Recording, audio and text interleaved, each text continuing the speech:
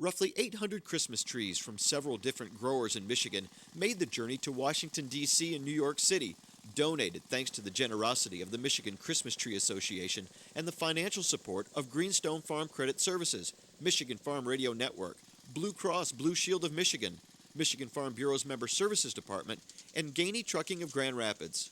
Michigan Farm Bureau approached us about doing something special for the rescue efforts that are still ongoing in Washington, D.C. and in New York City.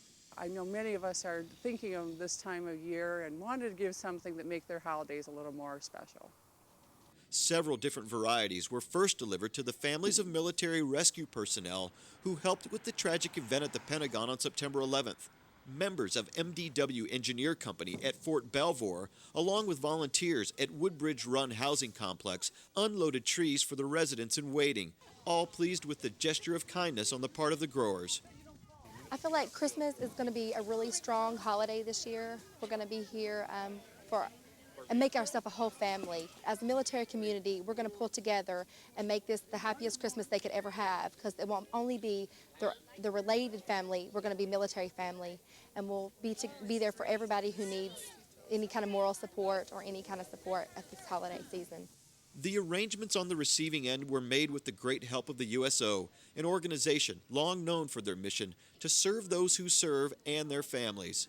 Well, this donation is wonderful. We have had so much excitement over this. You can't believe it. I mean, you can see with the families that have come here today and are already out. This is just such a nice way to, they know that people are thinking of them in other parts of the United States. Yes, military families are definitely underpaid. There's no question about that. I don't think you'll even get an argument from Congress on that one. But the big thing is, this is a way that they know that the rest of the United States is thinking about them, the rest of the citizens, especially the Farmers Bureau in Michigan. It's just so generous, and we really do appreciate it. From there, it was on to New York City, and after attempting to get a 53-foot semi through the boroughs of Brooklyn and Manhattan, the journey made its way to Randall's Island, home to the New York City Fire Training Academy.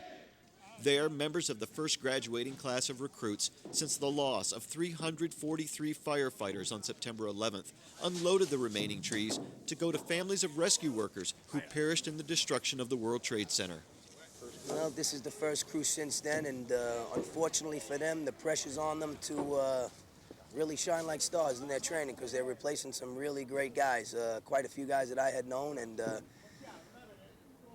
they'll be unfairly scrutinized, but in a lot of ways that's going to make them push a little bit harder and be what we need them to be, probably sooner than they would have to be. So they realize that, and they're up for the task. There's no doubt about that.